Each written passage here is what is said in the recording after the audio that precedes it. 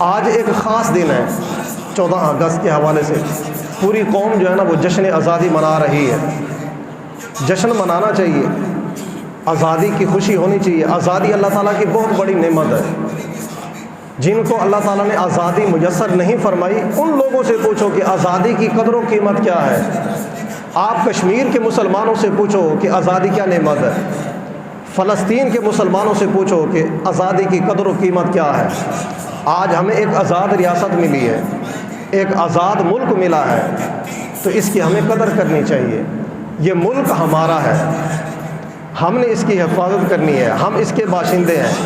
میں یہاں پر آپ کو ایک بات کرتا چلوں، اگر کسی کو برے نہ لگے، کوئی میرے اوپر غداری کا فتویٰ نہ لگا دے، تو یہ ملک سیاستدانوں کا نہیں ہے، یہ ملک ججوں کا نہیں ہے۔ یہ ملک، اگر میں اس سے بھی بڑھ کر بات کروں کہ جس کی وجہ سے ہمارے اوپر غداری کے بعض اوقات فتوے بھی لگ جاتے ہیں، مولویوں کو غدار بھی کہہ دیا جاتا ہے ان جملوں کی وجہ سے، اگر میں یہ کہوں کہ یہ ملک جرنیلوں کا بھی نہیں ہے۔ کیوں؟ سیاستدان اس ملک کے اندر تب تک ہیں کہ جب تک ان کی حکومت یہاں پر موجود ہے۔ جیسے ان کی حکومت ختم ہوگی، ان کے پہلے بوری بستر تیار ہوتے ہیں، دوسرے ممالک کے اندر ان کے بڑے بڑے محلات موجود ہوتے ہیں، ان کے کاروبار بزنس پہلے ہی ادھر ہوتے ہیں، وہ سارے کے سارے ادھر شفٹ ہو جاتے ہیں۔ جج جیسے ریٹائر ہوتا ہے اس ملک کے اندر نہیں رہتا، یہاں سے وہ تنخواہیں وصول کر کے کروڑوں اربوں کے حساب سے غریب ملک کے ٹیکس کے پیسے چوس چوس کر جیسے وہ ریٹائرمنٹ ہوتی ہے وہ سارے کے سارے باہر چلے جاتے ہیں، اپنی فیملیوں سمیت وہ باہر چلے جاتے ہیں۔ اور یہی صورتحال جرنیلوں کی ہے کہ جیسے ہی وہ حاضر سروس ہیں، ملک کے اندر موجود ہیں عوام کا خون پسینہ چوسنے کے لیے، جیسے ہی ان کی مدت ختم ہوگی، ان کی نوکری ختم ہوگی، وہ بھی سارے بوری بستر اٹھائیں گے، سب کے سب اٹھ کر باہر چلے جائیں گے۔ اگر میری بات پر یقین ہے تو تھوڑا سا ماضی قریب پر اٹھا کر دیکھ لیں، کوئی ایک جرنیل ایسا بتائیں کہ جو ریٹائرمنٹ کے بعد پاکستان میں موجود ہو، کوئی ایک جج ایسا بتائیں جو ریٹائرمنٹ کے بعد پاکستان کے اندر موجود ہو۔ باقی سیاستدانوں کی صورتحال تو ہمارے سامنے ہے۔ تو سیاستدان کتنے جو ہے نا ہمارے ملک کے ساتھ ہماری ایک قوم کی ایک مثال ایسے ہے کہ جو جیسے انسان اپنے گھر کے اندر رہ رہا ہو، عوام، ہم عوام، ہماری مثال ایسے ہے کہ جیسے کوئی اپنے گھر میں رہ رہا ہوتا ہے، اور ان سیاستدانوں کی، جرنیلوں کی، ججوں کی مثال ایسے ہے کہ جیسے کوئی کرائے کے گھر کے اندر رہ رہا ہوتا ہے کہ کرایہ دار جو ہے نا آج ہے، کل گھر چھوڑ کر چلا جائے گا، اور جو کرایہ دار گھر کے ساتھ وہ سلوک کر کے جاتے ہیں نا وہ بھی کسی سے کوئی بات ڈھکی چھپی نہیں ہے۔ جن لوگوں نے اپنے مکان، دکان کرائے پر دی ہوئی ہے نا وہ بہتر جانتے ہیں کہ وہ کرایہ دار ہمارے گھروں کے ساتھ سلوک کیسا کرتے ہیں، اور آپ ان کو دیکھ سکتے ہیں کہ وہ کرایہ داروں سے بھی بڑھ کر ہمارے ملک کے ساتھ برا سلوک کرتے ہیں۔ تو اس لیے اس کی حفاظت ہم نے کرنی ہے۔ اور پاکستان کیوں معرض وجود میں آیا، کس بنیاد پر معرض وجود میں آیا؟ پاکستان دو قومی نظریے کی بنیاد کے اوپر معرض وجود میں آیا۔ دو قومی نظریہ کیا ہے؟ نظریہ ہے پاکستان کا مطلب کیا؟ لا الہ الا اللہ۔ دستور ریاست کیا ہوگا؟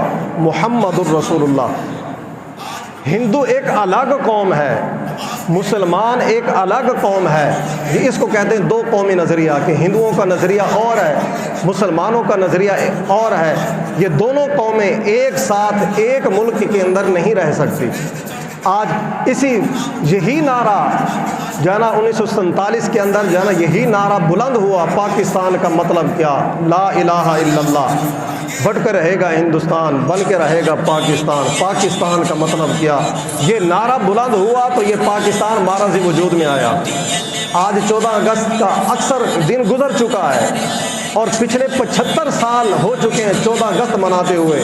مجھے آپ بتائیں جو ہماری جو بڑی بڑی سیاسی پارٹیاں ہیں موجودہ یا گزر چکی ہیں، کسی ایک سیاسی پارٹی کے کسی ایک جلسے کے اندر کبھی یہ نعرہ لگا ہو پاکستان کا مطلب کیا؟ لا الہ الا اللہ۔ کوئی بھی سیاسی پارٹی یہ نعرہ لگانے کو تیار نہیں، نعرہ لگانے کی حد تک بھی نہیں، یہ تیار نہیں ہے۔ اس کا لا الہ الا اللہ کا نظام لانا تو بڑی دور کی بات ہے۔ یہ سیاسی پارٹیاں تو یہ نعرہ لگانے کو بھی تیار نہیں ہیں۔ ان کے جلسوں کے اندر، جلوسوں کے اندر جو ہے نا بس آوے آوے اور جاوے جاوے کے تو نعرے لگتے ہیں، لیکن یہ جو پاکستان کی بنیادی جو دو قومی نظریہ ہے، یہ جو کلمہ ہے، کلمہ توحید ہے، جو پاکستان کے ماراج وجود میں آنے کی بنیاد ہے، یہ نعرہ ان سیاسی پارٹیوں کے جلسوں میں آپ کبھی نہیں دیکھیں گے، کبھی نہیں دیکھیں گے۔ تو یہ پاکستان کے ماراج وجود میں آنے کا جو ہے نا یہی ایک سبب ہے کہ وہ ایک الگ قوم ہے، ہم ایک الگ قوم ہیں۔ اور آج ہمارے ملک کے اندر جو سیاسی افراتفری ہے اور جو سیاسی گرما گرمی ہے، جو سیاسی ماحول ہے، ان سیاست دانوں کو کوئی بتائے، ان کو کوئی بتائے جا کر، ان کو کوئی مشورہ دے کہ یہ پاکستان ایسے ماراج وجود میں نہیں آیا۔ یہ پاکستان بننے کے لیے ہمارے مسلمانوں نے بڑی بڑی قربانیاں دی ہیں۔ بڑے بڑے علماء کو جو ہے نا وہ توپوں کے منہ پر جو ہے نا وہ لٹکایا گیا ہے اور بم چلائے گئے ہیں۔ بڑے بڑے علماء کو جو ہے نا ان کی گردنیں کاٹ کر درختوں کے ساتھ لٹکائی گئی ہیں۔ ہمارے علماء نے انگریزوں کی چکیاں پیسی ہیں۔ علماء نے جو ہے نا ان کے جسموں، مونج کے لباس ان کے جسموں کے اوپر ڈالے گئے ہیں۔ انہوں نے انگریز کے سامنے سر نہیں جھکایا۔ بڑے بڑے علماء نے قربانیاں دیں، عوام نے بڑی بڑی قربانیاں دیں، تب جا کر جو ہے نا یہ پاکستان ماراج وجود میں آیا۔ دنیا کی سب سے بڑی ہجرت ہوئی جب پاکستان بنا۔ 1 کروڑ لوگوں نے ہجرت کی ہے جب پاکستان بنا۔ دنیا کی سب سے بڑی ہجرت ہوئی۔ 18 لاکھ مسلمانوں کا خون بہایا گیا اور 70,000 ہماری مائیں بہنیں کی عزتیں جو ہے نا وہ پامال کی گئی، جن کو ہندو اور سکھ اٹھا کر چلے گئے۔ اور بعد میں جب پاکستان بنا تو ہمارے حکمرانوں نے ان کا حال تک نہیں پوچھا کہ وہ کس حال کے اندر ہے۔ یہ اتنی بڑی بڑی قربانیاں دی ہم مسلمانوں نے۔ یہ تب جا کر یہ جو ہے نا پاکستان ماراج وجود میں آیا کہ کسی نے کہا کہ کون سمجھائے اہل سیاست کو ریاض، کون سمجھائے اہل سیاست کو ریاض، گھر شکستہ ہی صحیح اپنا تو ہے نا۔ چاہے ٹوٹا پھوٹا گھر ہے لیکن ہے تو اپنا نا، تو اپنا گھر جیسا بھی ہونا اس کی حفاظت کی جاتی ہے، اس کے ساتھ جو ہے نا وہ سوتیلی ماں جیسا سلوک نہیں کیا جاتا۔ یہ جیسا گھر ہے نا اس کی عزت کرنی چاہیے، ہمیں اس کی حفاظت کرنی چاہیے۔ اور سرہند کے طرف ہم جو ہے نا سرہند شریف، تو وہاں پر ایک کنواں ہے اور اس کنویں کے اوپر جا کر آج بھی لوگ روتے ہیں۔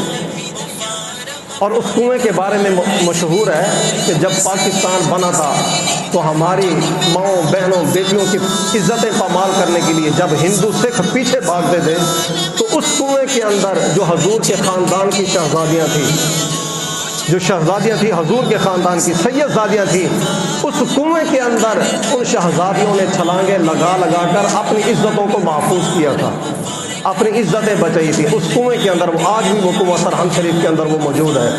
تو اس لیے یہ ملک ہمارا ہے۔ آج جو ہے نا 14 اگست کس انداز میں منایا جاتا ہے؟ آج جو ہے نا سارا دن وہ بچے ہمارے وہ سارے پٹاخے بجاتے رہے، وہ ہارن بجاتے رہے، اور آج شام کو جو ہے نا وہ ہمارے نوجوان وہ موٹر سائیکلوں کے سلنسر نکال نکال کر جو ہے نا وہ روڈوں پر ون ویلنگ ہوگی۔ یہ اللہ تعالیٰ کی نعمت کی کیسا شکر ہم ادا کر رہے ہیں کہ کیسے ہم اللہ تعالیٰ کی نعمت کا شکر ادا کر رہے ہیں، اللہ تعالیٰ کی نافرمانی کر کے، اللہ رسول کو ناراض کر کے ہم کیسے اس کی نعمت کا شکرانہ ادا کر رہے ہیں۔ اسلام نے ہمیں شکر ادا کرنے کے بھی طریقہ سمجھایا ہے۔ حضرت فاروق اعظم رضی اللہ تعالیٰ عنہ کے دور کے اندر بیت المقدس فتح ہوا تو صحابہ کرام نے کہا امیر المومنین کوئی جشن ہونی چاہیے، اتنی بڑی اللہ تعالیٰ نے ہمیں فتح عطا فرمائی ہے، بیت المقدس ہمیں میسر ہوا ہے، ہم نے ان عیسائیوں سے اپنے بیت المقدس کو آزاد کرایا ہے، لہذا کوئی جشن ہونا چاہیے۔ تو حضرت فاروق اعظم رضی اللہ تعالیٰ عنہ نے فرمایا کہ ہاں آج یہاں پر بیت المقدس کے اندر آج بڑا جشن ہوگا، اور اس کا طریقہ کیا ہوگا کہ آج یہاں پر حضرت بلال حبشی اذان پڑھیں گے اور امیر المومنین خلیفۃ المسلمین حضرت فاروق اعظم رضی اللہ تعالیٰ عنہ مسلمانوں کی امامت خود فرمائیں گے نماز میں۔ مسلمانوں کا جشن یہ ہوتا ہے، مسلمانوں کے جشن منانے کا انداز یہ ہوتا ہے۔ یہ کیسا جشن ہے کہ ہم جس ملک کے خلاف نعرے لگاتے ہیں اسی ملک کے جو ہے نا ہم اداکاروں کے ترانے ان کے گانے چلا چلا کر جو ہے نا اس کے اوپر بھنگڑے ڈال رہے ہوتے ہیں۔ یہ کون سی ملک کے ساتھ وفاداری ہے؟ یہ کون سی ملک کے ساتھ محبت ہے کہ جس ملک کے خلاف ہم صبح و شام باتیں کرتے ہیں انہی کا فیشن ہم نے اپنے گھروں میں رچایا ہوا ہے، انہی کی فلمیں ڈرامے ہم اپنے گھروں میں دیکھتے ہیں، اور انہی کے ترانے انہی کے گانے چلا چلا کر روڈوں کے اوپر جو ہے نا ہم بھنگڑے ڈالتے ہیں کہ آج ہم آزاد ہو گئے۔ آج ہماری جوان بچیاں بھی روڈوں پر نظر آتی ہیں، بے پردہ وہ نظر آتی ہیں، نوجوان بچے بھی جو ہے نا وہ جو ہے نا وہاں پر روڈوں کے اوپر عیاشیاں کرتے ہوئے، بد نظریاں کرتے ہوئے، بد نگاہی کرتے ہوئے نظر آتے ہیں۔ یہ آزادی، یہ ملک معرض وجود میں اس لیے نہیں آیا، یہ ملک کسی کی بدماشی کے لیے معرض وجود میں نہیں آیا، یہ ملک کسی کی عیاشی کے لیے معرض وجود میں نہیں آیا، یہ ملک رسول اللہ صلی اللہ تعالیٰ علیہ وسلم کے نظام کے لیے معرض وجود میں آیا۔ یہ ملک جو ہے نا فقط جمہوریت کے لیے معرض وجود میں نہیں آیا۔ مسلمانوں نے، لاکھوں مسلمانوں نے قربانیاں اس لیے نہیں دی تھی کہ جب یہ ملک معرض وجود کے اندر آ جائے کہ تم رسول اللہ کے دین کے ساتھ غداریاں کرو، تم رسول اللہ کے دین کو جو ہے نا دیس نکالا دے دو۔ چنوائے تھے تقدیر نے اس لیے تن کے کہ بن جائے نشیمن تو کوئی آگ لگا دے۔